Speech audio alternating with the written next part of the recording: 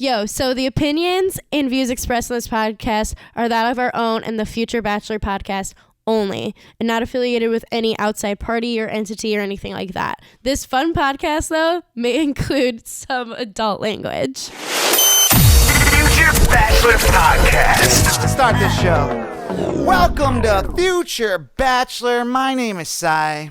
And I'm Veronica. And we talk about everything pop culture, dating, and Bachelor. This episode, we are covering album re-releases, all the drama swirling around Bachelor Nation, and have special guests Kate Steinberg and Chad Savage from HBO Max's 12 Dates of Christmas. And this is episode 152! I'm so excited about this episode. Let's go! This is going to be a fun episode. We got Kate back in the building later on in the show, and she brought Chad Savage with her. Oh, man, they're the best. So they're so fun. I had to start off with that song because I knew it was going to be a great episode. That I had to pick like just the song that just felt the vibes, and that one is one of my favorite songs ever. Isn't it awesome? It's a great song, and I feel like I said this before we started the show, like we're getting to the point now in our podcast journey, we're getting to the point where some of the songs that we're having as opening songs were like almost slappers or could have been slappers, like back when we first started doing slappers. It's like I remember distinctly like hearing this song and like we thought about doing it as a slapper once. So I this song reminds me of my brother-in-law actually for his like bachelor party. I did a video for it and I used this song. So like forever it just reminds me of the period right before like he married my sister and stuff. So and wow. Brought it back. But V, how are you doing? What's going on in your life? Well, it's been a very podcasty week for me. I watched a couple of the podcasts that I follow had some Valentine's weekend live stream shows that I watched. So Girls Gotta Eat, Bitch Bible. I watched Jared Freed, who's a comedian. He had a special and he actually had Bennett from Tayshia season on his, and they did like classy or trashy, and like he went through like different stuff, and Bennett was saying what's like classy or trashy, and it was hilarious. We might need to reach out to Bennett and see what he's talking about. Yeah, I think that'd be a fun time. Yeah. That'd be a fun time. And then we both had the Valentine's Day party that we brought up last week, which was actually also a surprise birthday party for our good friend Zach Knipp. Yeah. So I mean, it's like we say party, but it's like really just the same like 7 people we've always hung out with. So we just dressed in a theme. I don't want you guys. We love a good theme. Yeah. We love a good theme. Exactly. I mean, you guys were more themed out than the guys were. It was like a pajama theme party, and I just I don't know what I wear my boxers as pajamas. I guess I could have worn like a onesie or something, but people were wearing like robes. Yeah, I don't wear robes though. I don't know. You wear a robe? I have robes that I like rarely wore, and I wore my robe that I never wear with my stuff. I always think it's interesting when people actually wear robes. It's just a weird thing. Are you a robe family or are you not a robe family? Did your family wear robes? We didn't really really grow up wearing robes. My mom is very crafty. And when we were kids, she would sew these towels so that they had little hoods. So we had like the towels with the hoods. So like after a shower. Your mom's the inventor of the Snuggie? Oh my God. No, I think they're very practical though. Coming out of the shower, it's like a towel that you wrap around your body with a hood, so like you don't have to immediately. So you're like you're little warm and cozy. But and I just drying your hair. I just don't like the period of time between the shower and getting dressed. Like, why are you just lollygagging? Like, you went and took a shower, and you knew you were gonna get dressed. See, my thing is, like, as a woman, I feel like there's plenty of memes and stuff out there. There's, like, there's been plenty of times I've spent, like, after a shower, like, obviously, like, not during the work week, but, like, after a shower, I'm just, like, in my little towel wrap, like, on my bed, like, on my phone, or, like, reading a magazine. Like, you just, like, spend time, like, in your towel. Like, it's a thing. I feel you on that. Mine is more of, like, I put my boxers on and I just lay in my bed, like, dry, though. Like, after a nice, fresh shower, then I'll get on my phone and just have like that little me time, Yeah, there is something about no, not like that. I swear.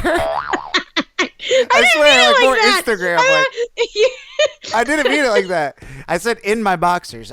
So guys, I ended up cutting Zach's hair for his birthday. Why don't we just give him his birthday shout out right now? Since we're talking happy about birthday. But yeah, no, I gave him a haircut. And it was like very well done. I thought you were there. You witnessed it. I was there. I was there for emotional and entertainment support. Well, I feel. I think that's why I was there. How did you feel about watching the experience firsthand? Like seeing the magic in action?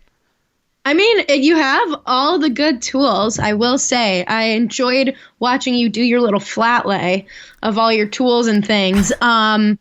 And I got yelled at. I got like kind of a little hit on the wrist a couple times when I put things in the way of the flat lay. But no, I think it was cool. I mean, like you gave him a good cut, like, and I think he'll be able to like keep styling it that way. So yeah, it was an experience. To me, it's just like I'm just trying to get faster at cutting hair. I could take my time forever on someone's head, but like I just need to get faster. Otherwise, I'll never be able to charge anybody. But it's just fun though. Like I don't know what I could do with it. I was thinking like maybe there's a way I could do it for like charity or something. I don't know. Like being able to. I don't know. Because I just don't know what else to do with like the skill itself. But besides like make all my friends fresh. But well, maybe instead of like you could help like cut some homeless people's hair so that everyone's looking fly. Word. And Andy isn't just the only one being mistaken for a homeless person. That's true. I mean, that's not a bad idea. So I also had my last I've been taking an acting class. There was like 6 weeks of doing it, and the last one was this past week, and I really enjoy acting. I really enjoy it, and that's awesome. And you had a mock audition, right? Yeah, I did, and I feel like I did very well. I mean, personally, I feel like I did well because I was prepared, was doing lines with Andy and stuff, getting people's feedback on, and just like if you memorize, what you got to do, and then you start working on like how you want to like do it, like when it comes time to the actual audition, if you're prepared, it should all just kind of fall in place, and that's what happened. It just like I feel like it's so cool. So I just want to keep learning more, and I think I want to start going out on auditions here soon. So actually, I have some headshots. I have an appointment set up to get headshots on Friday. So oh shit, yeah, that's that real. Yeah, it's going down. Your boy's on the mission to become an actor, and with that being said, that's not a thespian. Yeah, it's the best way to transition into the best thing because like, what are we watching? What are you watching? Well, I watched on, Valentine's Day. I didn't have a Valentine, and I spent most of it with you hoes cutting Zach's hair. Besides, we had a great time. That was an awesome Sunday. That was a time. We made pizza, like homemade pizza. That was delicious. We had some pizza. We had some margs. I was riding a little bit of the wave from having a patio brunch with some of my gal pals. It was a time. Mm-hmm. But I then went home after that, and I was exhausted. I feel like we were all exhausted after everything, and I watched To All the Boys, the third one, Forever and Always. Yeah, I think that's what I watched. I watched it last night. It was good.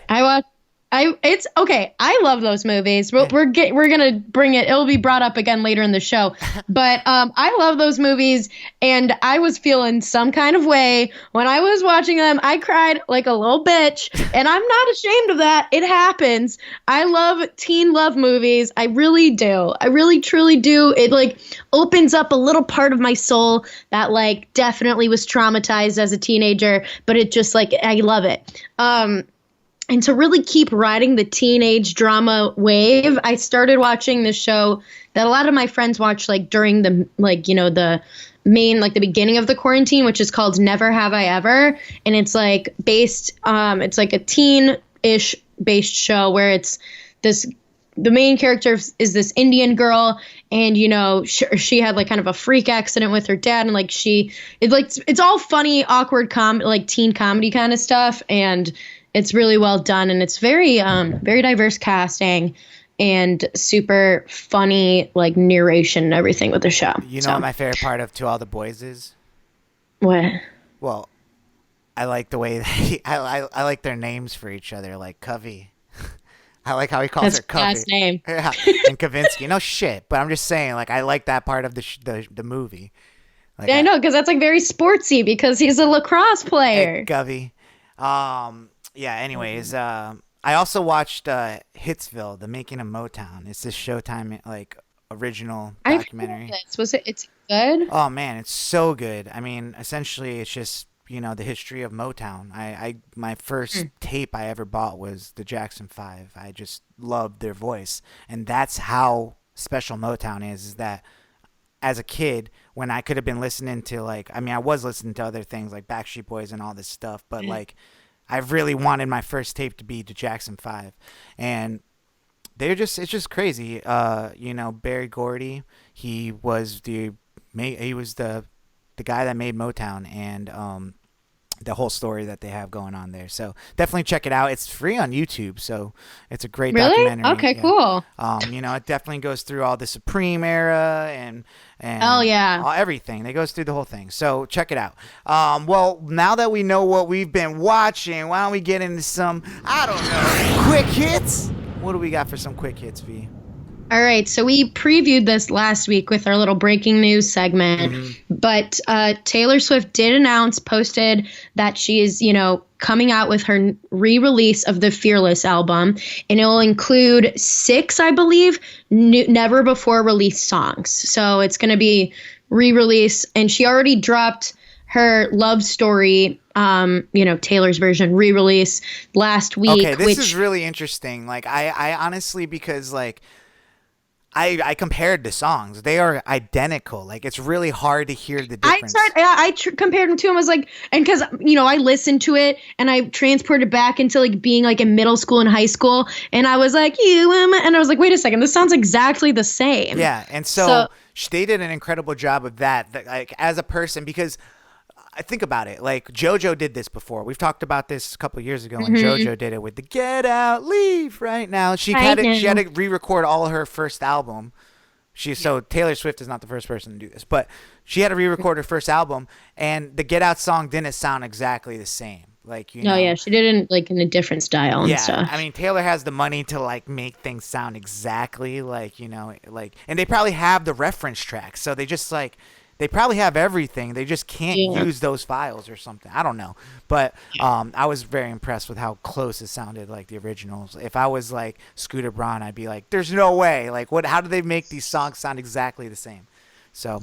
Yeah, but so she posted, and she, in her hidden Taylor Swift fashion, the capitalizations in the message that she put out about being re-released spelled out April 9th. So that's when the full album should be coming. So we still got to wait a little bit, but I feel like it's going to hit people a little different this time around, especially if you grew up listening to it like I did, and now you're an adult with real adult relationship problems. Fucking, I'm going to be a wreck. But I can't wait. It's going to be a good time. What else we got, V? So Ariana Grande is releasing a deluxe version of her Positions album, which will include, it comes out on Friday, it's going to include the remix of 34 plus 35 that she did with Doja Cat and Meg Thee Stallion, and it's going to include about 4 other songs in a little interlude. So I'm excited to hear those new ones, to see how they fit with the rest of the album, or what she held back. And I mean, this seems just kind of she's trying to ride out this stuff, because I don't think this album did as amazingly as Sweetener or Thank You Next and stuff, but yeah. No, I want to hear that music. What else we got? All right, so Kendall Jenner has announced that she is releasing her 818 Tequila, which it's been a buzz in the TikTok and Instagram sphere, because her and her family and close friends have kind of been dropping hints of this tequila brand for the past couple of months now. It was first seen in one of her photos. There was a bottle, it said 818 Tequila, and 818 is Calabasas' area code. And it was and people were looking it up, and it kind of all blew up after this like TikToker who goes by @HFaz. Her name is Hannah Farrell. She was the one who like started making TikToks like at the beginning before like anybody else was doing stuff, being like, so I think this is like the Kardashian Jenner's like next thing. Like this is what they're doing. It's the tequila. And so it's crazy the sleuthing that people do out there on social media and stuff. And it's also crazy like how planned out it was for them to like have it all, like how like each one of them like, you know, had it subtly in their different photos or different stuff like that to then, you know, release it. Like, as I always say, the devil works hard, but Kris Jenner works harder. She just does. Like, they're gonna make so much money off that. Like, I mean, I feel like 818. I'm gonna buy it. I don't care. Yeah, it's just it's so like LA. Like people are gonna want to just drink that. Like, can I get 818? Yeah, 818. Yeah, especially super LA. I mean, tequila, like celebrity tequila is like the thing right now. Like Tesla has their tequila. I mean, I've heard good things about Rock's tequila, the Rock's tequila, things like that. So it's, you know, smart move on their part. Cool. Well, what else we got? This one actually, I brought up, well, I don't know much about it except for the headline, but like Mr. and Mrs. Smith was an amazing movie with Brad Pitt, Angelina Jolie at the time. But yeah, I guess Amazon Prime next year is coming out with a reboot with Donald Glover and Phoebe Waller-Bridge. Yeah. You know, I'm not super familiar with Phoebe Waller-Bridge except for the fact that she's on Fleabag. Yep, she's pretty hilarious and she's beautiful. So like her put alongside Donald Glover is I think a good pairing. They're both like extremely smart and extremely funny writers, producers, actors, and I think they're definitely it's going to be a really cool modern redo of, I feel like, you know, the Mr. and Mrs. Smith movie that came out with Angelina Jolie and Brad Pitt kind of like then spurred them into like their whole like relationship and all that stuff. And I feel like this is going to be such a different vibe, and it's going to be more like, I feel like it's just going to be smarter and funnier. And I'm excited to see what it's going to be. I wonder like this will be a future Bachelor prediction. If they're even like an actual married couple, or they end up like actually liking each other. Like I feel like maybe they might just pit them up like with each other, and they have to pretend to be like husband and wife, you know? Yeah, we'll have to see. But I don't know. I like the formula of the original movie of like, you know, two people falling in love, trying to like leave their job behind. They just both happen to be hitmen, and then they get assigned to kill each other. The premise, you can't really mess with that. So I don't know. I think it's going to be mostly that, but yeah, I don't know how they're going to, you know, kind of spruce it up for, you know, nearly, you know, like 15 years later. Yeah. So. Well, we'll see. I wonder if it'll be set in the same world because, you know, they're all like hitmen and stuff. Maybe they're like trying to make this like a funny John Wick or something like that. But a funny John Wick. You know, the hitman thing is so hot right now. Anyways, what else we got? So Disney Plus dropped its trailer for the prequel to 101 Dalmatians called Cruella, and it's going to star Emma Stone as the one, the only Cruella de Vil, who is one of my favorite villains, Disney villains, because she was a fashion person. So one of my faves. So it's going to bring us back to the 1970s in London, and show who she was and how she kind of like got into being the evil Cruella de Vil that she is. So, I'm excited. I'm a Disney-phile, so like I love this kind of stuff, and I think it's an interesting pick with Emma Stone. I feel like we haven't seen Emma Stone in anything for a while. I think she was pregnant. So. Emma Stone was pregnant? She was, well, no, she got married, I believe. She might be, no. I don't know. I'm like, we breaking it here? Well, I actually, now that we're just talking about Emma Stone, there was this like really funny skit I remember watching on Saturday Night Live with her where she was like, it was just like a dramatic take of her, like she wanted to be an actress, so she got this role to play the mom in like a porno movie, but like she was taking the role of this mom so seriously, like she was like practicing the lies. She's like, oh, but Johnny, like, you know, it's like, and like they're treating her like just like a regular like actress like on a porn set, but like she's taking it so seriously, like wanting direction and stuff.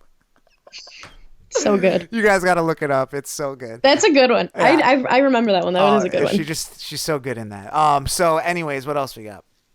All right, so Demi Lovato is doing another YouTube docu-series. This one will be called Dancing with the Devil, and it's going to go through a lot of like her different health ordeals that she's had over the last like couple of years where, you know, she had to get hospitalized a couple of times and things along those lines. So it'll be interesting to see that. I never actually watched her first one. I really wanted to. I guess now is my time to watch the first one that she had on YouTube because I heard a lot of good things about that.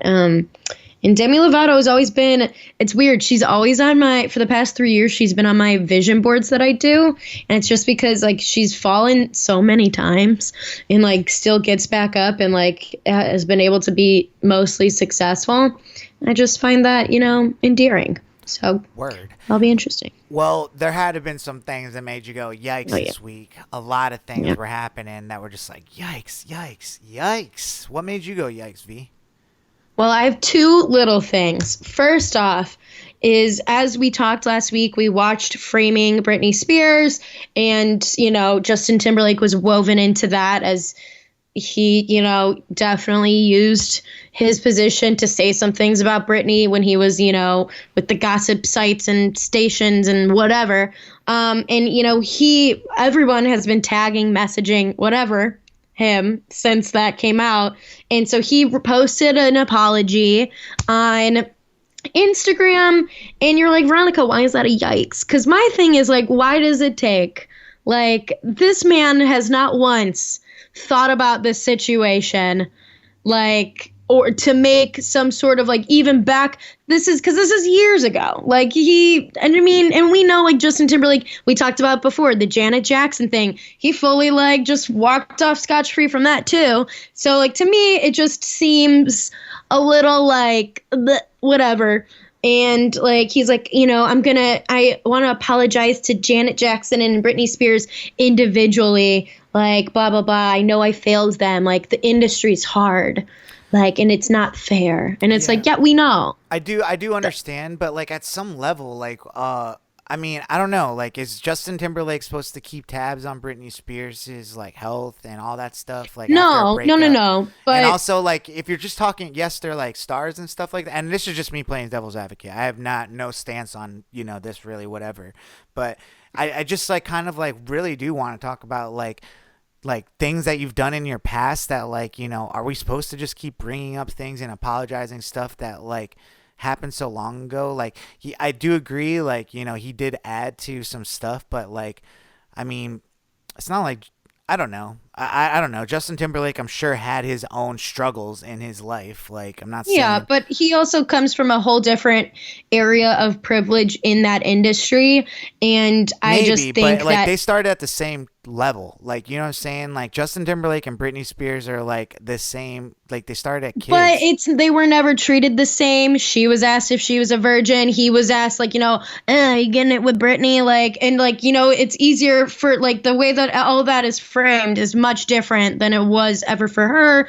And, you know, it's just same with like the Janet Jackson situation. Like it was his fault what happened, and she gets like written off, like nobody would like take her for stuff. That's a whatever. Separate situation from the Britney one. The Britney one, I feel like, I mean, yeah, there's definitely some stuff there, but like it also goes to like, you know, it sucks because like they must have felt like they had to like keep this like virgin like storyline for her or something like that, where, you know, it's like, and also like what kind of era were we in where like people could ask her that on live television and she couldn't just be like, what? That's a completely inappropriate like thing to ask them. Like I just literally did like in my mock audition, that kind of was this date where this guy asked some crazy stuff like that, and they're just like, you can't ask that. Or like, you know, I refer to this like Scarlett Johansson interview where like someone's asking her about like the underwear she's wearing underneath her costume. Yeah. Like, and just like, you're like, what is it with this? Like, why? You're like the sixth person today that's asked me about like, is it normal to ask people about their underwear or something? That's like misogyny at work, baby. Yeah, but like, I mean, to me though, I just think it's more of just like the social consciousness of like, I mean, it was like Diane Sawyer was asking her. It's not just misogyny in that sense. Like, I mean, that's internal misogyny too. Misogyny doesn't just come out in men. Like, I mean, there's plenty of things that like we've even seen on The Bachelor where like internalized toxic masculinity and how it affects women. Like just even like MJ's like whole like weak bitch, not weak bitch moment thing. Like that's internalized toxic masculinity, making sure. But anyways, my other yikes moment was, as we're going to get into in a little bit, there's been a lot of stuff swirling around Bachelor Nation, and one of the loudest speakers in Bachelor Nation is Demi from Colton's season, and she got called out because she was trying to say some stuff or whatever, and people were like, yo, but like, how about that time you were parading around in a jacket with a Confederate flag on it? And so when was this? So the jacket was probably within the last year or so, because it was from her ex that she dated within the last year.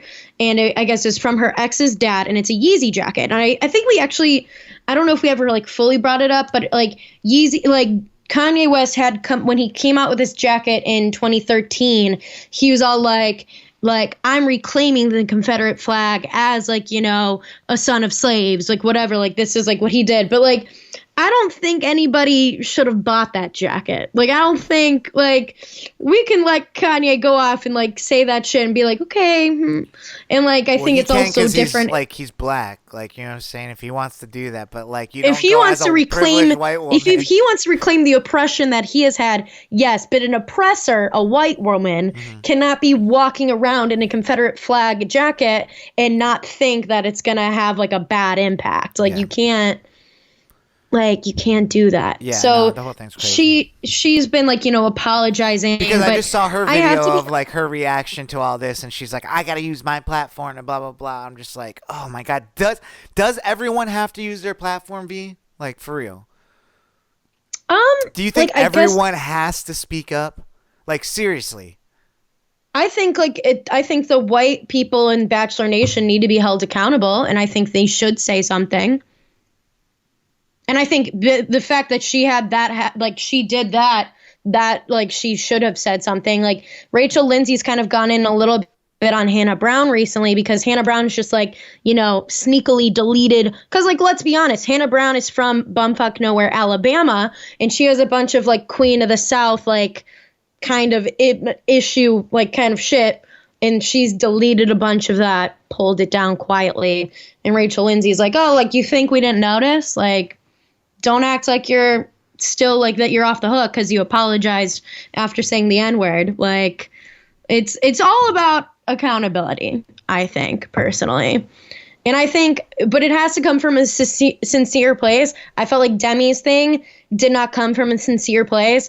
It was very much so like she was being very self-deprecating and being like, oh, I'm just an idiot. I'm so ignorant. Like, I really fucked up. Like, it just didn't sound very, like, it didn't sound great, to be honest.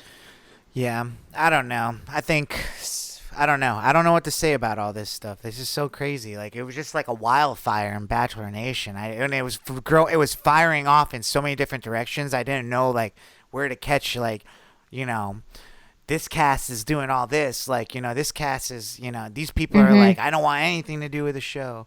So, I mean, I guess we're gonna get into a little bit of all that stuff. I mean, it's kind of been a big topic in Bachelor Nation. But before we get into Bachelor stuff, I think we should talk about our guest that we have here on the show today. Hell yeah, let's bring him out. All right, guys, special guest alert. Back again like she never left, but this time she didn't come alone. From HBO Max original series 12 Dates of Christmas, please welcome back Kate Steinberg, and please welcome Chad Savage. So well. It's all good. I love the sound of your voice. It's a great voice. Thank you, man. Well, yeah, I know we all had a long day. I've been working myself. Veronica's coming from work. Y'all coming from work. But how are you guys doing, dude? Thank you guys so much for coming on the show. Future Bachelor is so happy to have you both here. Yay. We're super excited. things are good. I mean, Chad just finished building a desk. Wow. Oh, you guys got domesticated already. Holy cow. I know. It's kind of crazy too. And the directions are completely backwards, or at least I'm saying that to make myself feel better about the build. There you go. So I finished it and then I'm just like, was it one of those IKEA things where the instructions are like upside down, backwards or something? It was, I don't know where we got. I think it was just Wayfair. But it was probably user error, but I like to just deflect and just say that the instructions were bad. So. Hell yeah. Well, I kind of like in my mess up of like my intro, it kind of did segue into, you guys are now together. I said Kate Savage, but that's kind of like a little prelude to you guys, have been living this, engagement life for a little while and just moved in with each other. So how's that been? Kate, what's been going on? Like, First, it's been awesome. I love like living with him. It's also nice to have like company. That's one of the big things is like I've never since college I haven't like lived with somebody. So it's fun to like cook with somebody. I mean, we still need to get furniture. We're picking that stuff out, but like to watch TV, it's been a lot of fun. I think my cats are the only ones who are not adjusting, but we finally got sleep last night. So, but no, it's been great. What do you think? It has been great. Yeah. It's been fun, like obviously the pandemic is awful. Yeah. But, so I've been mostly at home in Elizabethtown with my parents, and I've at least I'm thankful of that extra time that I've had with them, but it is nice to now be together, geographically together and like living together, and it's fun, you know what I mean? We're buying furniture as it comes, and we're arguing about furniture, and and the cats are not adjusting well at all. So that's been like it's been like a week and a half so far, and it's every night. It's like it starts as just like a meow, and I think it's just the one's trying to size me up. You know what I mean? Like. It's the big one. So like, trying to size me up, assert his dominance. I understand. Yeah. You're not used to I can at least like ignore the one thing the vet said was like ignore the cats when they meow at night. I can like get in my zone. I mummy up. I'm like put a shield. I ignore it, but cats just like. No. It's one of those things like you either sleep with like the TV on or that's really distracting to you. I have to sleep with like a fan noise on, but it's coming from my phone, so it's really weird. But you know how it goes. He like looks into my soul and he's trying to get at me. And like Kate's been talking to the vet, and each day I'm like, Kate, you gotta call back the vet. You gotta call back. Oh my God. And she's been talking to the vet. She's like, the vet says, don't react to it. And like 2 or 3 weeks, it's supposed to go away. I'm like, it's gonna go away or it's supposed to go away? Yeah. It's gonna take some time, I'm sure. I think a lot of things, but Chad, it's funny because we got to talk a lot about you last time when you weren't around. So I don't want it to be like so I heard. No, we heard it from a good source. But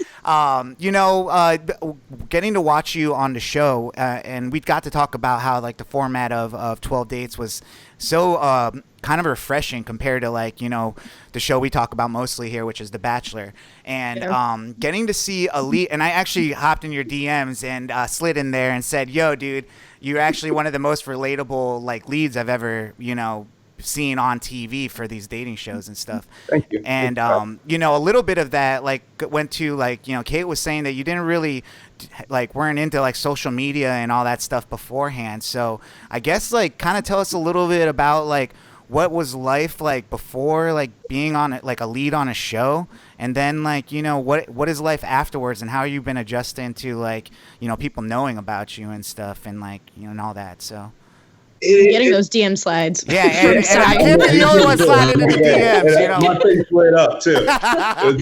Cool. That's what I've seen. Yeah.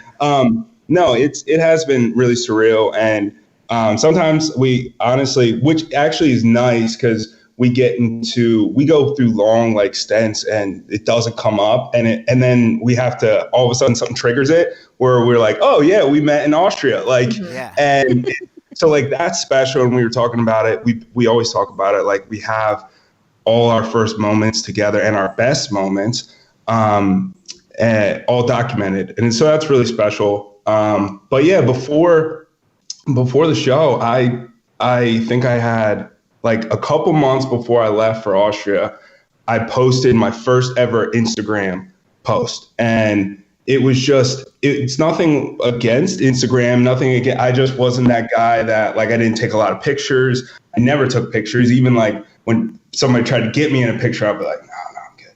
And, where do you think that comes from? Like what is I don't know. Maybe, I mean, I'm from like a small rural town. You know what I mean? We just like, it's interesting. Like I've just always, and it's not an excuse. I'm just trying to figure out why that is. But I've just felt like, I've always lived in the moment, and I've always enjoyed so much of what's happening and like the people around me that I never thought to even like stop and take pictures. Now I understand what it's all about, because you like capture those moments, because like you can't remember everything. And so like pictures are amazing for that reason too. Yeah. But yeah, how does someone like that go from like, not really caring to being on a television show? What? Yeah, no, I got reached out to. I don't know if I'm sure you. You can go through it again. Like, and it was the most interesting thing because, ever since I lived in New York for a couple years before moving here, and my biggest thing, and even before that in college, it was like my mindset was like, it was a certain point that hit me, and I was like, I want to, in a sense, kind of become a yes man, not to things that are like negative, not to just everything like in the movie, but to just like not shelter myself so much, because I don't know if it could be a potentially amazing opportunity. So I've always tried to like push myself to be uncomfortable, to like talk to somebody I don't know, say hi to somebody. I always say that about like when someone moves to like a new city, you got to like kind of like do that to get out of your comfort zone. Cause you move to a new city and you're just like, all right, now I'm here, but I don't know anybody. You got to try some things and say yes to when people invite you out. And even though it feels, like my apartment's amazing, but you have to venture out there and you have to talk to people and join clubs and just different, like anything and everything. And, so segueing back to, when I first got contacted on, Hinge, they sent me a message and it was like, we think you would be great for this new, Christmas dating show for, HBO Max, upcoming platform for HBO. And what do you think? Like, do you have 5 minutes to talk? And originally I said, very politely, but I said no. And then I screenshot. Dude, that's how they want you more. You drive them crazy. Like they're like, no. You haven't heard the best. They don't like no's. I was like, thank you so much for contacting me. Like, it's and it was. I felt like honored. But I said no because it was just so. It was just something like I never really watched. I never watched The Bachelor before that. I watch it now with her. It's great. But I never watched it before, and I just never knew like anything about that world. And so far I was outside my comfort zone that I was like, no. And then I screenshot it, texted it to my sister, and I was like, look at this. And she was like, she emphasizes it. She calls me. She's like, so what'd you say? And I was like, I said no. And then just like a long pause. And I'm like, are we laughing or are we not laughing? Like, we're not laughing. We are not laughing. She was like, you got to do this. What? Yeah. So that sounds like my sister. She would do the same thing. So I made a deal with her. I was like, and it hit me too. I was like, could be a potentially amazing opportunity. And I never know like who I could meet and where it could lead. And, even Kate, you hearing this right now, it's like, isn't this, that was like the decision that like led down a path of you guys not sitting next to each other right now, which is so incredible. I made a deal with her and I was like, she was like, just go, see how far you can get with it. And then we'll, it'll be a good talking point regardless, for stories. And it ended up going, all the way. So it's a really good talking point, obviously. Talk yourself all the way to Chicago. Yeah. Was that the key to say no? Maybe I was too eager in my response back because you got shooed in and I'm like going through hurdles after I said yes. They're like, she's too eager. See, that's the difference between a lead and a contestant, you know what I'm saying? I think that's it. That's the difference. I don't know if we should bank that advice though, because Yeah. I mean, exactly. if it goes bad, it goes, it does. Chad, I do have to say that I think there's something. I mean, there's definitely something unique about you. But but what I saw on the show was that I saw like that someone hasn't seen like The Bachelor before, or like that's not.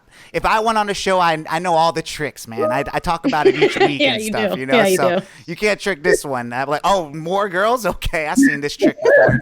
No, but yeah, that was you. So it's like it was kind of cool to see you. I mean, I don't mean to bring this up in front of Kate, but like navigate through different relationships and see, and the reason why I think the show is kind of like closest to real life dating is because like sometimes like you'll be talking to a girl and then like a new girl, and this guys too I guess, but you'll be talking to a girl and like a new girl comes in your life and you're just like, how do I got something good going on here, but like I don't even know what the potentials of this is, and it's not even like a bad thing either, or you're just like confused. And you were the one that I felt like was the most like, oh man, like it was hard, but it was yeah. But my favorite episode definitely was when Kate came in, because that was just like, oh, this is so good. So I mean, obviously, yeah, episode 3. I might be a little biased. She's my favorite, but but no, I mean it's kind of crazy. So tell me a little bit more from your perspective of that moment when the beginning of meeting Kate and stuff on the show. Yeah, it was, it's like 4 episodes in, like 4 episodes in or something like that when she arrives, I was trying to honestly keep my head above water in a sense of, I breathe positivity. I at least try to all the time. And but like in that position, I quickly realized that like it's not always going to be positive, and there's nothing I can do about it. And all I could do is just like try to stay true to me, to like bring the most positivity out in every situation as I could. So like that's why you see me struggling. Like when I first got there, I remember the first meeting that Faith, Garrett, and I had. It was like. It was Faith and I, we met, and then Garrett comes in and we all cheers. Yeah. They don't show it, but my hand was shaking so bad. And like the champagne was spilling down my arm. No, Chad. I'm like, no, you got it. Like, we tried, right? We tried. Yeah, bring in the understudy. But, and once that, obviously, like, once that initial, like everything, there's like all these cameras everywhere. Once that settles in, it was just great to like, it was up and down, but especially when Kate came in, I felt like it was like for the first time since being there, I felt like I could truly relax and like settle in a little bit. And that was like because of her. Like normally I'm a talker and I could just talk all day. Like it doesn't really like the content. I'm just spewing it and to the right place. Yeah, but yeah, I know exactly what you're talking about. Yeah. I can just talk all day, but when she came in, she was like, she talks a lot too, and it was like, and I just felt like I could finally like relax in, and I could like start living in the moment better. And she just like, that's why I kept saying she like brings this, she always has like brings this sense of like serenity to me, to my presence, and just like makes me a better person. I gotta do the aw sound effect. Yeah. Too cute, man, too cute.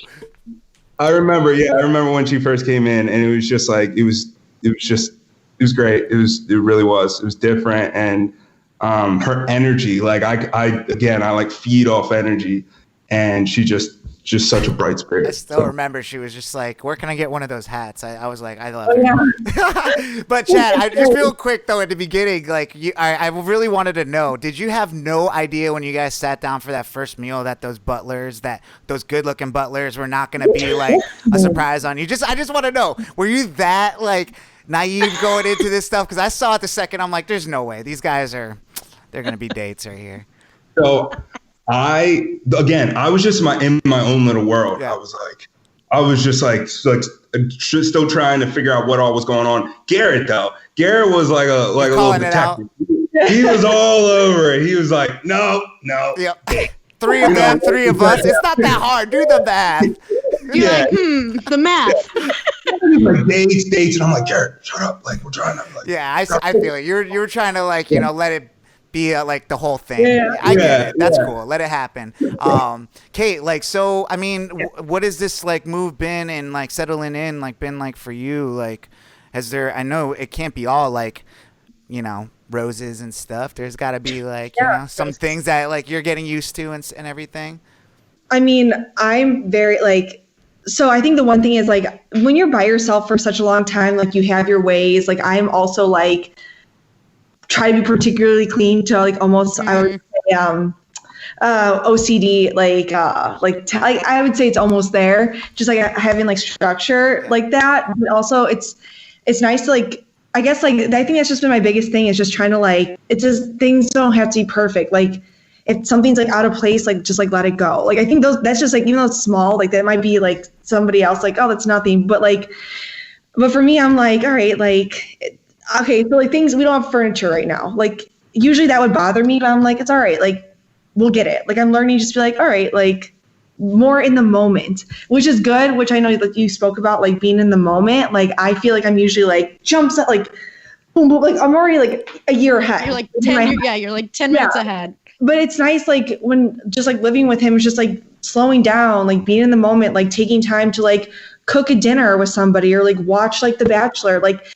And it's been nice, it just like has helped me like slow down, but also like having like tell myself like, yo, like chill, like you don't need to like bring out the Swiffer like every. Yeah, I also want to know like when did like the movie magic kind of wear off? Like is there still like a point at some point like where you guys are still like, is this like real life? Like is this person still real? Like I know you guys are real. Like you're guest on my show right now, but sometimes I'm like, are they really real? Like how do you guys feel about each other? Like now that's like normal. Like you guys are just real people now. In the real world. I think it's a good thing that sometimes I forget that I was on the show. Like sometimes like it will be like together and we'll be like, oh yeah, isn't that weird? We were on this reality show, which I'm glad it's not the other way. It's like, we're on this reality show. Like I think from the beginning, we really we built a foundation together that we were like two real people.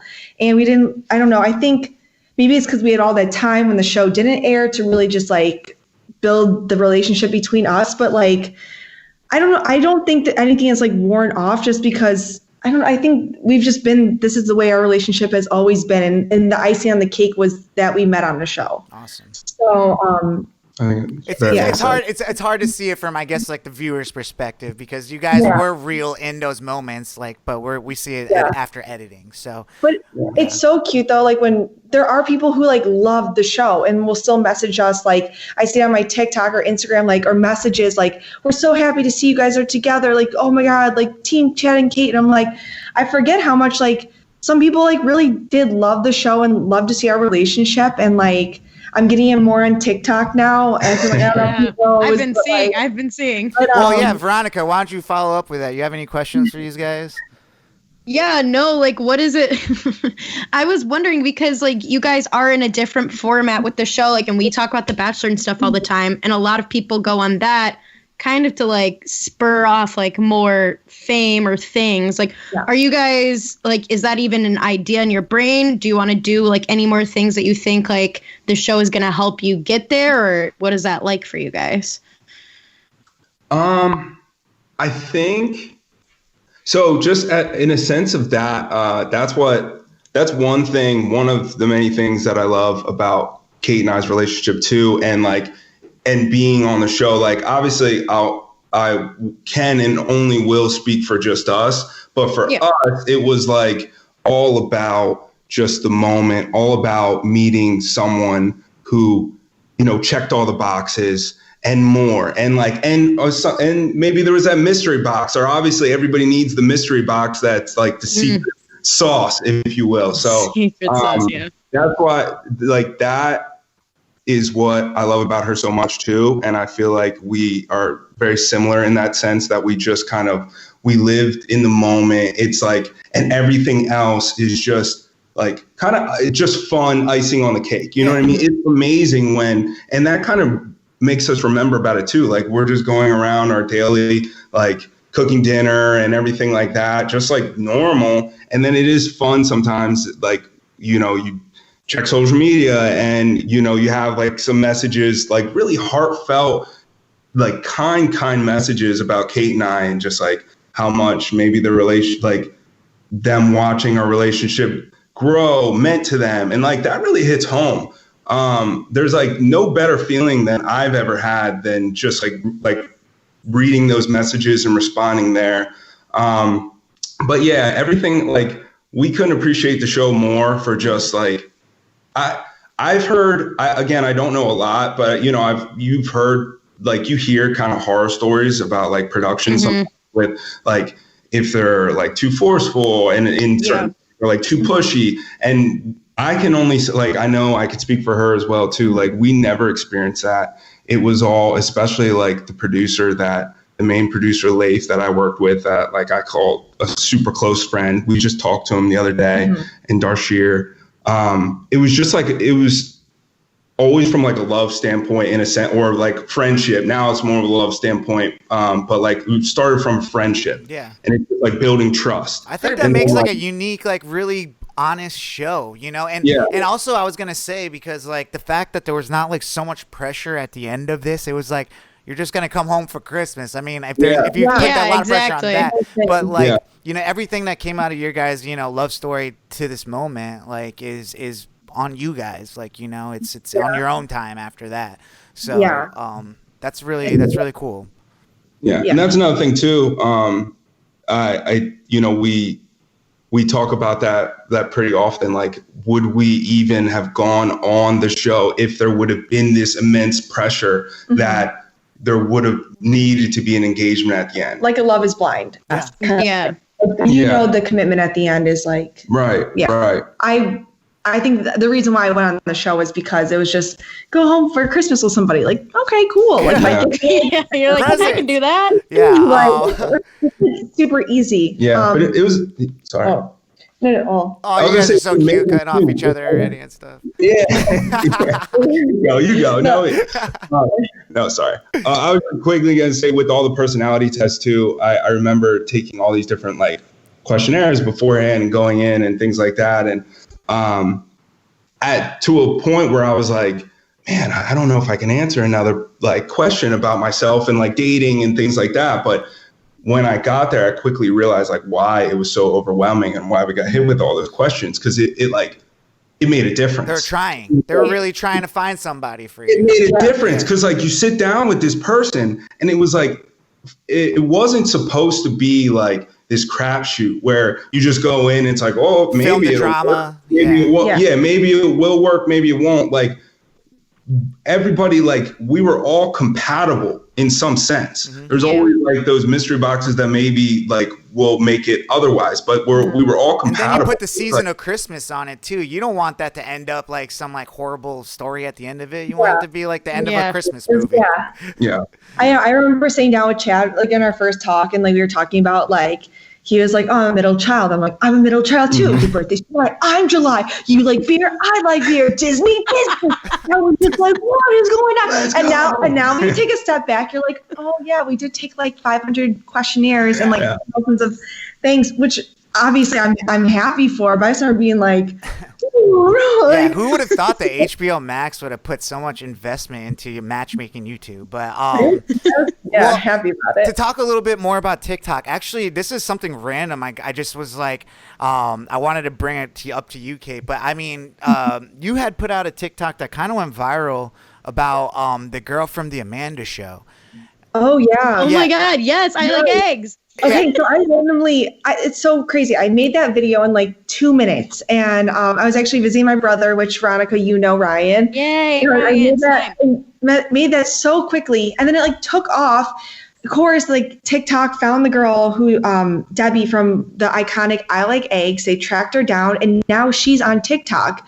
She's like doubled my followers, which has what I've done in 2 years. She's made in like a month, but I digress. I mean, I think you're actually the evil genius. You're the evil genius. You started it. You know what I'm saying? So, but the thing is, the reason I brought it up is because, like, I don't know, Veronica, before we started the interview with them, I brought up that video about like Dan Schneider and all that stuff. Your video is actually in this like this guy Sloan on YouTube. He does like explainer story videos about like the dark history of like these children's shows and stuff growing up, and there is some like really messed up stuff that came out of like these Disney Nickelodeon shows. Yeah. But here I was watching one about I think Drake Bell or something, like Chad Snyder. They're all like a part of all that stuff. And you came up in the video, like literally your TikTok. Like he brought you up, and it's like this girl from TikTok brought this girl out of the shadows, like that's actually has been like hiding since like girl out of the shadows. I mean, it's not like she's famous. Like she literally brought her out of. She was in the shadows in her TikTok when Kate was like. Are we not tagging anymore on these platforms because this is continuously happening? You want to keep your name out of your mouth if you're not going to tag me. I know. I'll send you the link so you can copyright get them or whatever. Claim. Yeah, them. We'll have to send you the link so that you could like. But isn't that crazy? Isn't that crazy? Like, I mean, just like the connection. I was like, I'm going to have to tell her when she's on the show and stuff because it was like a 20-minute long video and there you go popping up in it and stuff. You're like, this girl from TikTok, Kate Steinberg. His name is Sloan, but he spells it SLO4N. So, and he's pretty good at explaining his stuff. And like, he's always talks about like link afterwards. Yeah, he always like looks at like the Free Britney movement or like, you know, it's a really good, he's really good, I think. Chad, tell Sloan to talk to my agents. It's Kate from But guys, why don't we like, you know, turn the corner a little bit and talk about these new shows you guys have been watching together, specifically The Bachelor. What has it been like? You take it. Okay, so we're deep in The Bachelor now. We're always like 48 hours behind, but now we're caught up. Yeah. And it's been an intense season. Like starting like a lot of drama. I think that's one thing is like we're just like holy like shit, these girls are kind of bullying each other. We're just surprised about like very toxic mean girl stuff. Yeah, I'm just like I think we're just surprised about like how are people saying this to each other. I think that's one of it. I think Matt's doing a great job as like a lead. I know you really like Matt, and I like Matt too. I think yesterday's episode. I know. I watched reality. I read some reality Steve, so I know the ending. But yes, so we're like a don't spoiler spoil it show. for us. No, right? And I will say nothing. The same thing. But I think, like, what are your thoughts as a first-time Bachelor watcher? I was wondering why she left early. I'm like, there's 10 minutes left. You're going to shower? I know. It's like, what is like? It started. It's so funny how like the roles were so reversed when it started. You're sitting there with your glass of wine, like, what? Yeah, There's still 10 minutes left. Where are you going? Yeah. it was literally, I was just like, it's on. We waited all week for this. What are you doing? That's hilarious. Yeah. So, no, it's very interesting to watch. How do you compare it? Yeah. How do you compare it to being like a lead? And also, like, how much of a big deal they made of, like, you know, I mean, it is a big deal, but, like, you know, you're African-American lead on a dating show and stuff, and see how they, like, see this in this light with this show. Like, it's, like, tell me about, like, you know, what you think. Yeah, I can definitely say that, like, I've watched a few, I don't know. I don't think I ever watched The Bachelor. Maybe just passings, like here and there, if it was on. But I've never fully watched it before. You know, being involved in 12 Dates of Christmas. But it's definitely any reality that I've watched beforehand, and compared to what I watch now after being on 12 Dates of Christmas, I just like we talk about this all the time. You see things differently. Like it. Just like little scenarios with like, oh, maybe somebody was in her ear and like, or somebody was probably in her ear, or like, I don't know. And you just kind of like see the world of it, even though it's through the screen, you can kind of just like you see it and feel it different. Can you like kind of tell when he's like actually feeling somebody, or he's kind of like faking it, or just like, I don't know, can you see those things? Because I feel like I sometimes see, I'm like, yeah, he's gonna send that girl home right now. Like, yeah, I think I feel like I can sometimes, but again, like I'm new into it as far as like watching The Bachelor, but I do enjoy watching it now, just like being in that experience, like a different experience, but the same experience. Oh my God, it must be so fun watching it with you. I hope one day like me and V can come watch like an episode with you guys. That'd be just to, like, crazy, just to be to talk about like production and all that stuff. Like, sorry, just a really quick one. When we're watching the show, I feel like when we're listening to like when a girl's like in her one-on-one or in a scenario, we'll always be like, oh, I bet the producer said this to her to do this, and now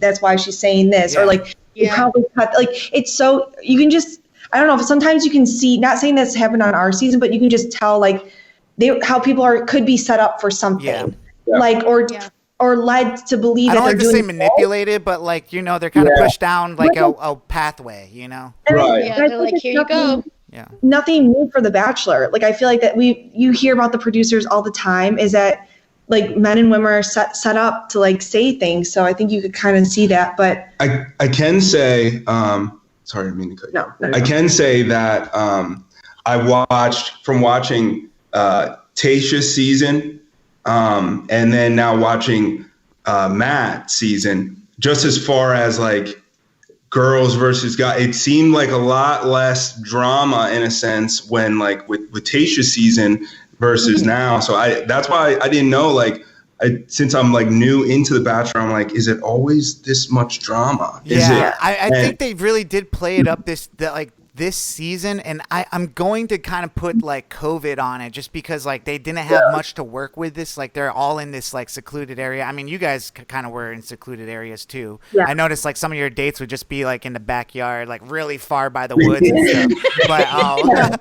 But yeah, no, but I think that's kind of what they're working with here. I think a lot of shows, like, you know, I watched The Challenge and they'll like rotate through like a couple of the same challenges, and I think it's just because like, you know, and they have to kind of play up the drama. But I do believe that it's kind of like hurt them this season. Like I think they're like what we were talking about earlier with your guys' show. It's like it wasn't like heavily manipulated. It's like almost like they wanted to actually try to find some love here.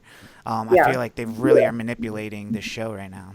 I do like, just like not comparing them, but I do like the fact that our show, I mean, it's technically listed as a comedy, so it's like drama obviously sells. Mm-hmm. Like you have to have drama. I'm learning now about reality TV.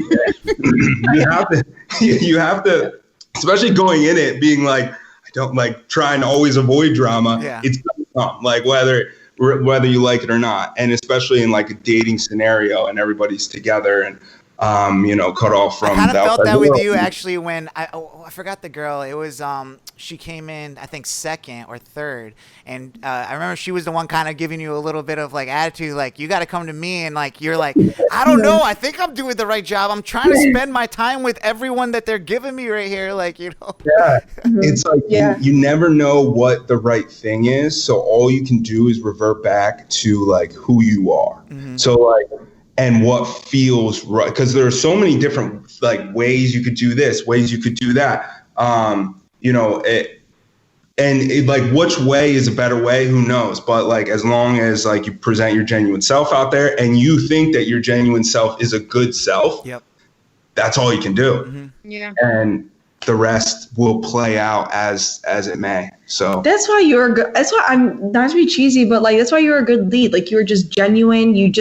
I don't know, you're just genuine about everything. Like, not everyone could do that. Because, like you said, like if you watch these shows and you watch so much reality, it's so easy to like think about what the audience would want or what these producers want. Like you were in it for yourself, and that's why I think it worked. And it's hard to find, which is why I think Matt's great, because like he's never been on The Bachelor. You could kind of tell like he's making decisions for himself. Like yesterday when he left like. 3 girls left, but he sent home a couple girls. Like he's just like, this isn't right. Like go. Yeah, I do kind of disagree though that Matt like has like he's had already his foot in the door with like, you know, Bachelor Nation and all that stuff, and you know, he's already been kind of living but it he's up still on like new social to the media. process. I guess, a little but bit. like, you know, I think he like there's a difference between Chad and Matt. I'm not trying to compare, but like as far as like he went more in like with more like blindness, like first of all, not even knowing the format of what this show actually is. Like, you know what I'm saying? Like, you know, at least with The Bachelor, you could see an episode or two and be like, all right, I get what's going on here and stuff. But that's fair. That's a good point. But yeah, I mean, there's been a lot of, you know, racial discussions, especially in the last week. Last week we started this new segment where we try to get like look at quickly breaking news at the end of our episodes to see if we catch anything. We completely like stopped recording, and then the Chris Harrison news dropped of, you know, the interview that he had with Rachel Lindsay, and this is coming off the back of that of a contestant that's on the show right now, Rachel. Not to be confused with the other Rachel. I just don't know her last name. So Kurt Connell, and you know, it's just a lot of like stuff happening where like old contestants are denouncing the show. They're like you know, not wanting to have anything to do with it and stuff. And you know, what are you guys' thoughts on, you know, the discussion around all that and you know? Yeah. I think I'm very new into Bachelor, but the diversity that I see and that I hear is like so much, you know, that there's so much more diversity just in this specific season with, I mean, case in point, Matt, and you have Tasha. That's all I can say. Like, I can't really speak on the past Bachelor because I haven't seen it, but I definitely, like, for whatever the reason, obviously, like, they get it now and this is how it should be. And like segueing back into like 12 dates, I am so proud to be a part of that because it, like, take the drama out of it. Yeah, like, yes, there was drama, this and that, but it was like, to me, and I'm not saying that Bachelor doesn't feel real. I can just only speak of like things that I know of and actually know of. So like with 12 dates, the diversity with, you know, different races, sexual orientation, like people should, this is how the world is. And this is what people should see. Like, it's equal representation of everyone. And I couldn't be more proud to be a part of that.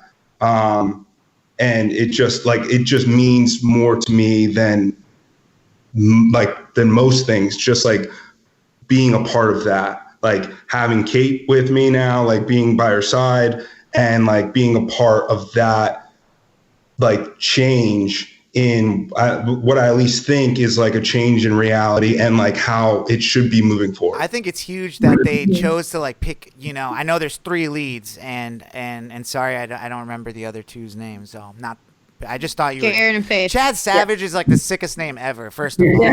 Like, you know, I'd marry you just to get that last name. But no, I think it's kind of cool to see that, like, you know, the producers picked you as the they didn't pick like some, you know, typical Bachelor white guy lead to like for the inaugural season, because they're gonna have more of those. I think that show is great. Like, whether or not they keep up with the Christmas theme or not, like, I think the format of the show is pretty great. So, you know, they believed it.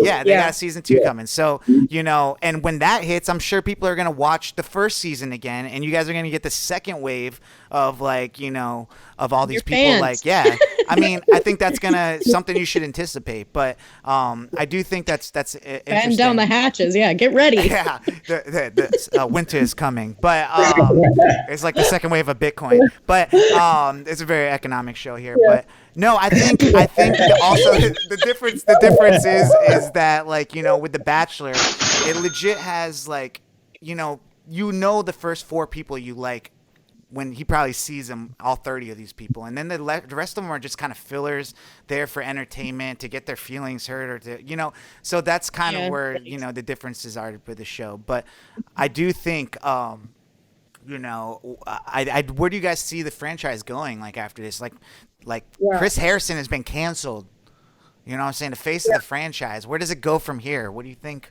should happen? Like, it was wrong. I haven't even seen like the whole thing, but I just, you know, I've read a couple of things, but figure out why he said what he said, like dissect the problem and figure out like where the poison is in the show, if it is in the show or just in the world. People just, I think like, that's what I love about 12 Dates so much. Like, and I'm not trying to promote the show. I really do love. Hey man, you're doing it less than we do on this show. No, so. I really do love that. Like,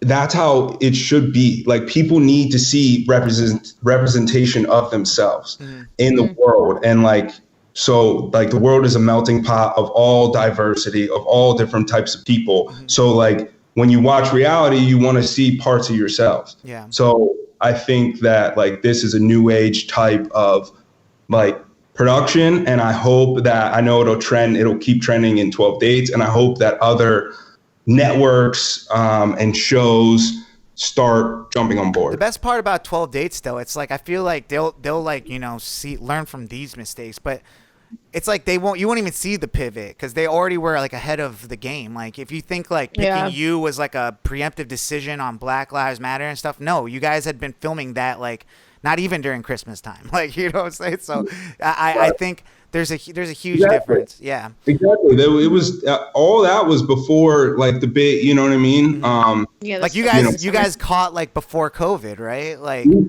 all Austria, as far as like we started Valentine's day after Valentine's Day. Yeah. Oh, it was like this week. Yeah. So like, you guys. Right. Oh my gosh, it's like almost been a year. Tomorrow will be my year leaving Austria. Wow. Incredible. Wow. So much has changed. Thank you. So much has changed. The day our podcast drops. That's amazing. So the 23rd of February is when we meet.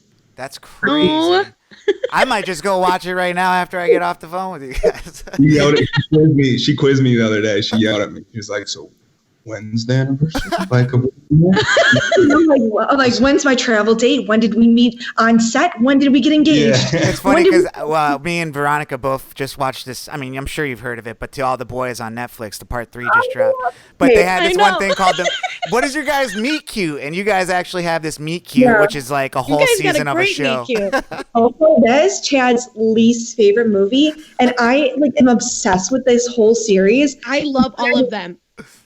I would say Chad really hates, and I said to him today on the couch, I was like, "Oh, Chad, you know the third one just came out," and he's like, "I was hoping you didn't find the movie."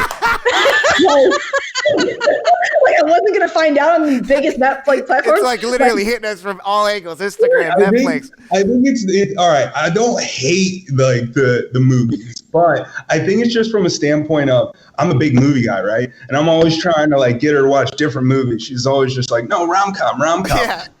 You know what I mean? And I'm like, let's break outside the mold of the rom-com because there's a world of movies and they're amazing. You know what I hate about it too, though? It's like the fact that I think these people are the same age as me. Why are they in high school for the trilogy? I don't understand. They're younger. They're younger than you. Don't worry, Zach. But the fuck, me.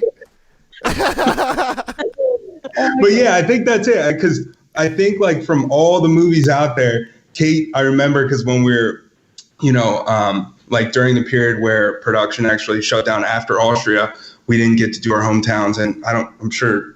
She talked to you about that, and like we had that 5-6 months of just like talking on the phone. Then we did different dates for each other, like, and it was amazing, like getting to know each other more that way. And during that, like, so we're talking about movies. I throw out a couple movies. Like, I think I threw out Miracle. I love Miracle. Yeah. I love Miracle. Yeah. Miracle. Oh, Miracle. Yeah. She hates the way I say it. Miracle. I say the way you say it, Kate. Miracle. Yeah. Miracle from Midwest. What is this? Yeah. Come on. I can't. Oh, why did I even say that? Oh, so I threw that out, and then she throws out like, "To All the Boys I Loved Before," and I'm like, "What?" They're well written movies, though, Chad. You have to admit they're good movies. Before, like, come on. I know he's like throwing out Rocky, and I'm like, it's like got the most like sequels of all time and stuff. Yeah, rolling your eyes at Rocky. Wow. But no, that's really cool, guys. I mean, I really enjoy you all. Like, I really do appreciate you guys showing us love and just coming and chatting with us today. I know I'm sure you guys have like a huge future ahead. Have you guys like talked about like marriage or like the actual wedding and stuff anymore? Now that COVID's kind of, or are you guys still like chilling? No pressure. I mean. No. Yeah, what else? I mean, you guys got engaged. I don't know. People like want to do it during COVID or they don't. I don't know. Oh yeah, toss us on that invite list. It's fine. Yeah, like special guests. I'll be V's plus one. I know, We need to. We actually, that'd be amazing. That'd be so good. We have a lot. I feel like, I love it actually when people ask, because that's just people are excited. People want to like do the next thing. I won't ask when the baby's coming. I won't do that. Yeah. We'll simmer on that. Don't worry. I think our cats are training us for that. Yeah, like let them cry, let them meow. You just gotta let them go. Yeah. So bad.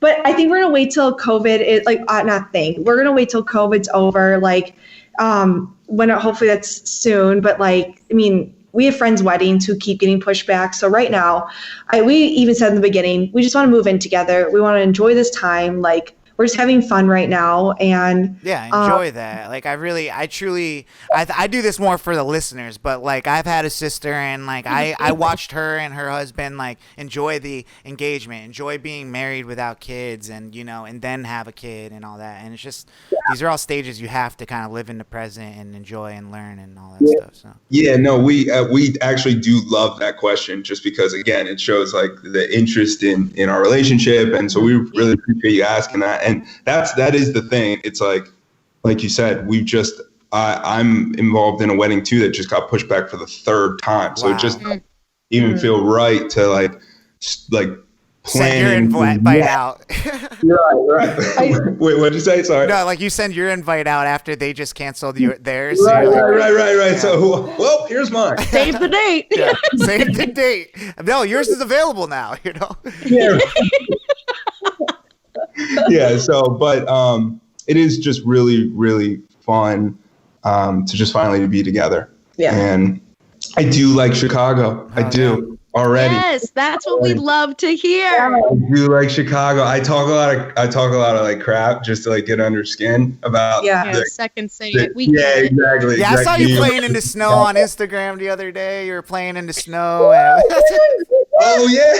We're like loving it. It was so cold though. We luckily we were out there for only like 5-10 minutes. Yeah. It was I'm an ankle guy, like show since living in New York, cuff the pants, show the ankle, you know what I mean? Yeah. Ooh, right? nice. And I'm like cuffing my pant, showing the ankle, frozen, like frostbite. Yeah. New York, I just got him here. I was like, Chad, where's the rest? Like, you're in Chicago now, these sticky bandits. I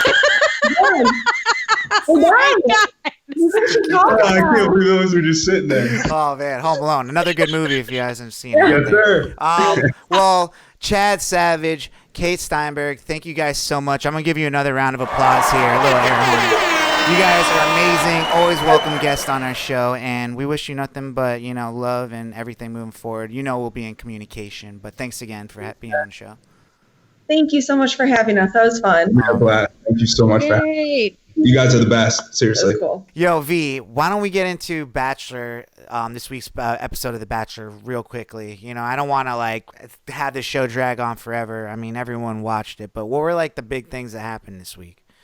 Yeah, the big things that happened is there is definitely Matt is on a roll, knocking girls down and out. So Heather came on, pretty much got yelled at and bitched at by all the other girls, I think a little too hard. And I have to say, I blame the producers. The producers are definitely doing stuff and messing with these poor women to put Heather in this position. She had to fly. She had to drive the damn minivan in a gown to then meet Matt, for Matt to be like, it's too far along. It's not fair. I got to let you go. And then for her to have to drive away in the minivan in the gown, she literally I hope all that shit was paid for, because if it wasn't, that's ridiculous.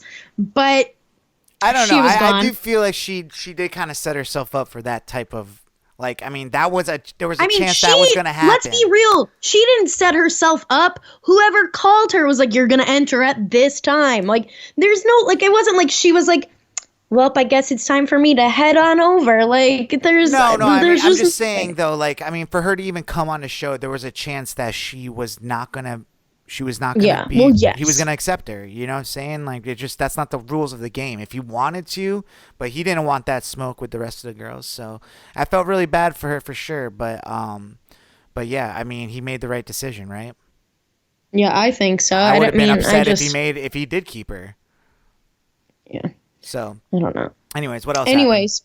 So then we have a one-on-one date with Serena P. They do tantric yoga. She hates it. It's whatever. Yeah, I mean, that's why I mean, even from her first date, like I felt like she was like the most realist. Like I really like her. I don't know. She's dope. I like her too. She's very genuine. She like gave it to Matt. Too, she looked great on that tantric date. But I know. Matt said, "Damn," when she like touched her head, like her head to her feet, and I was like, and then she's like, "I hate this so much," and I was like, "Damn," but like you're probably like getting him feeling some kind of way. I know. Imagine if like she actually did like doing that. Yeah, no, but I think that was cool, but it was an interesting choice because it was like you already had a one-on-one. This is you already had a one-on-one. This is the beginning of the thing I didn't understand about this episode, which was Matt's decision of not giving Abigail a chance. It just I'm pissed. So yes, so they because we all thought Abigail and Jasenia were going to get the one-on-one dates, like we, as in the collective audience and the girls on the thing, because they hadn't had them yet. And Abigail got the first impression rose and then didn't get the date. And she was like, what the hell? And she was on the group date and she pretty much like goes to him being like, yo, like, what's the deal? Like, I don't want to, it's like, I thought we've had a really good thing going and now I just don't understand, like, what's happening here. And he pretty much like his excuse was like, yeah, I mean, like we connected great from the get-go and then I started to like get like comfortable with you and I had to meet other girls, so I started talking to the other girls more and now I just guess we're not in the same place. And like poor Abigail was like, what? I just like yo, that's so messed up. Like, I mean, she kind of gave him an opportunity to have this conversation, I feel like a couple episodes ago, right? Yeah, she did, yeah. And like he like assured her, I think, and gave her a rose or something like that. Yeah. So he kind of did like string her along. Like he was like, I don't want to like, He's like, I don't want to hurt or lead you on, but also I have. And now I'm sending like, you home. Friggin' idiot. Like, and she, oh my goodness, she was like actually one of the like few contestants that like got better looking as like the episodes went on. Like she's so beautiful. She's one of my favorites. Yeah, she was like becoming like drop dead gorgeous. Like I was just like, why? Like how she like every time I went back to her, I was like, did they just like do her hair between like camera cuts right now? Because it just looks incredible. But and she just like really sweet, and it's like, how could you do that to her? Like, and I don't know. Like, I feel like she should be like a bachelorette. That'd be amazing. They definitely gave her like the bachelorette cut as she left, similar to like how they kind of gave Katie. So potentially, I think she'd be a great bachelorette. I'd rather see her as a bachelorette than Katie, to be honest. I know I predicted Katie as a bachelorette and stuff, but like, I just feel like Katie is like, I don't know. Well, she's. I don't know. We'll just have to see what ends up happening. But anything else happens. Yeah. So Bree talks about how she ditched her full ass, like high level, very secretive job that like they can't even like fully talk about. Like she ditched it, had to resign completely to go on this show. And then this man goes on for this, and Kit talks about her 5-year plan, and she ends up like self-eliminating later, which just seemed kind of weird. I didn't really get. This was my not prediction. This is my thoughts on that. I really felt like Kit's mom or family was like, look, if this guy is going to send you home, like don't. Or you feel like he's going to like, don't even introduce him to us. Like, like cut it off before it even gets to like a hometown, because like we don't want to be on this show and like, do all this stuff if it's not real.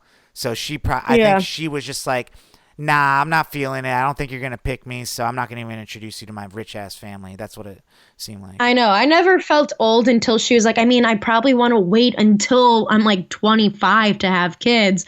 And my 27-year-old ass is out here like, yeah. Wait it out, Kit. She's like, I know, I got to finish school. It's like, this bitch still isn't even done with college. I'm like, I can't. No.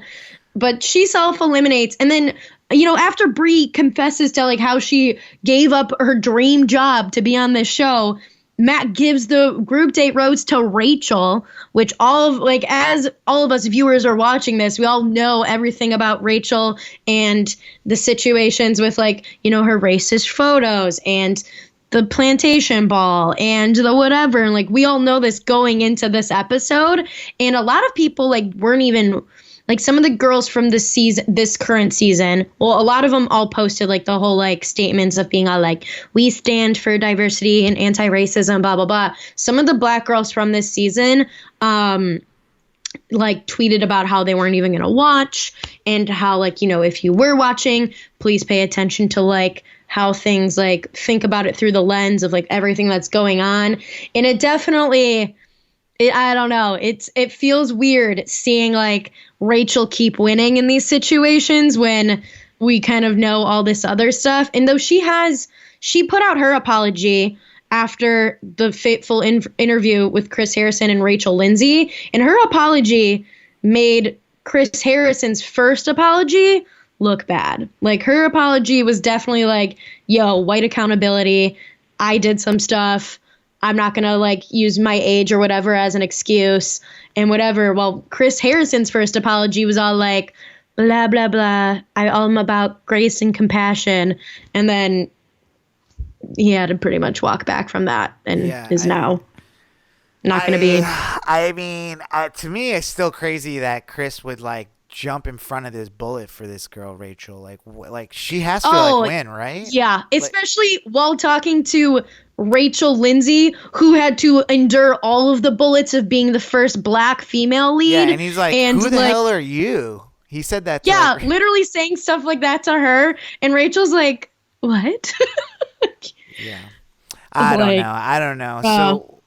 So essentially, I mean, this was one of the cruelest things I've seen actually in the show in a while. I mean, besides just Claire's blatant disrespect for everybody, every other contestant. Everybody, on her season. Dale. And speaking of which, they were seen together actually recently. So yes, they were. Nothing much to talk about there. But yeah, I just think he ends up picking Rachel, giving her the rose just because he knows Aloe Black's over there, and means he just likes her the most. I'm gonna give you the dope ass little bonus right here because I'm feeling it with you the most. How else are these girls supposed to feel? I mean, that's how they should feel.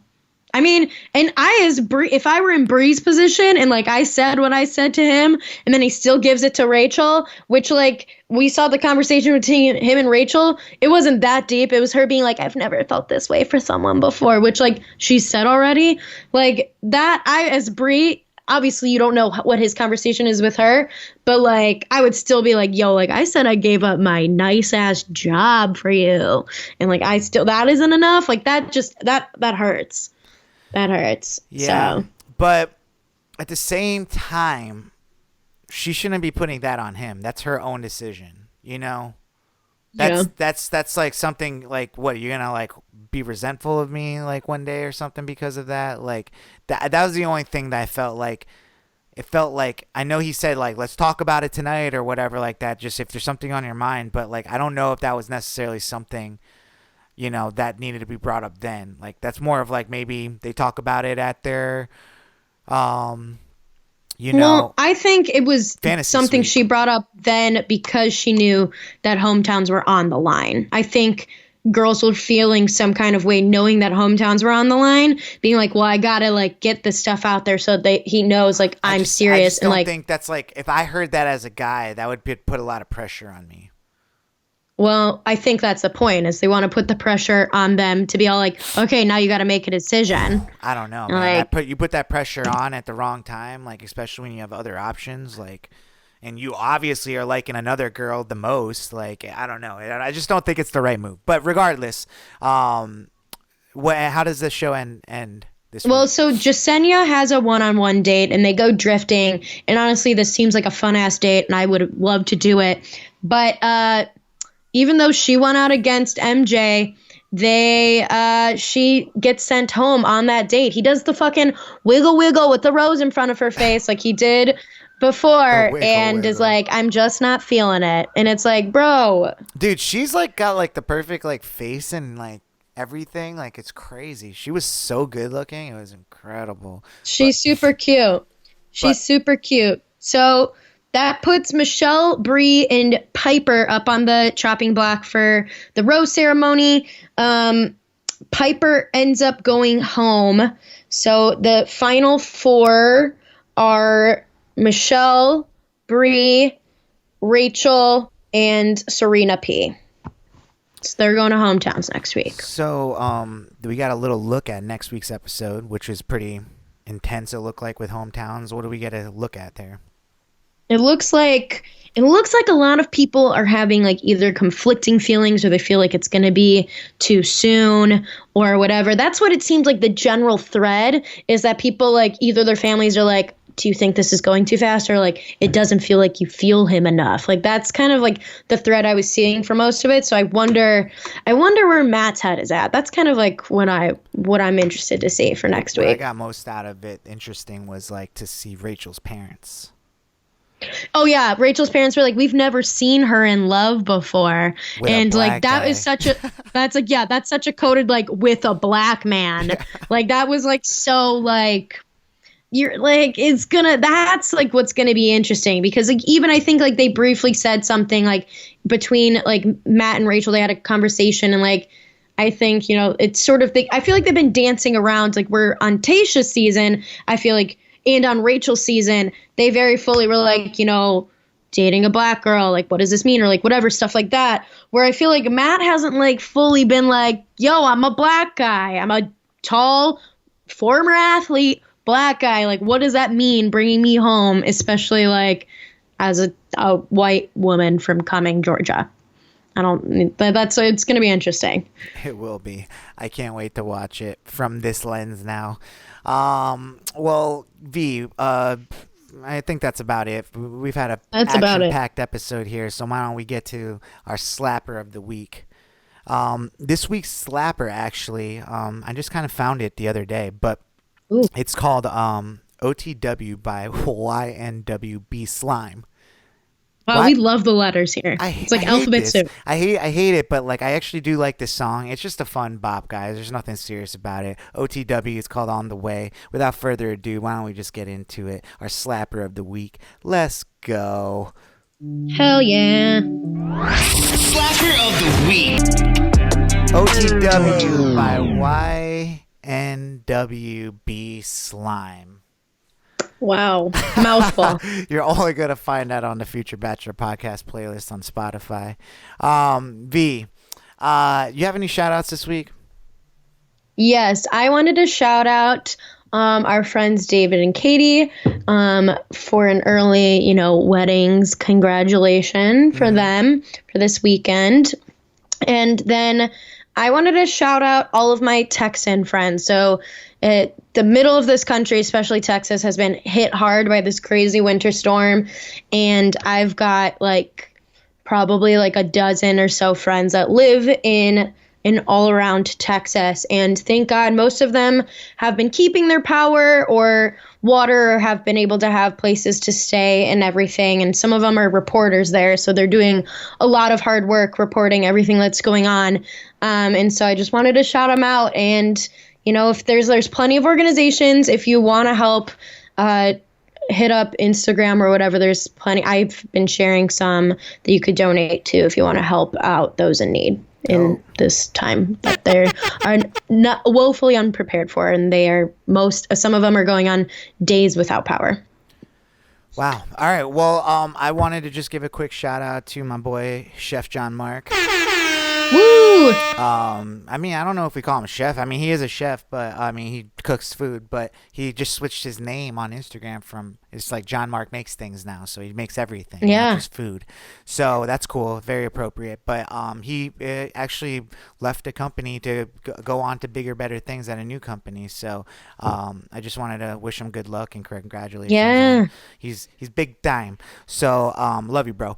And then I just wanted to give a quick shout out to my acting teacher, Anya, because I feel like I've learned a lot. Like when I first started like taking these acting classes, I didn't know how it was going to work over Zoom because of, you know, the pandemic and stuff. But it's actually very, very interesting to be able to learn from like your computer, but it's also like the process of auditions these days is doing it on, film like doing this. it like that So, over the screen. And I've just learned a lot from him. He's a great teacher and been, successful in acting so far. So wanted to just give him a shout out and say thank you.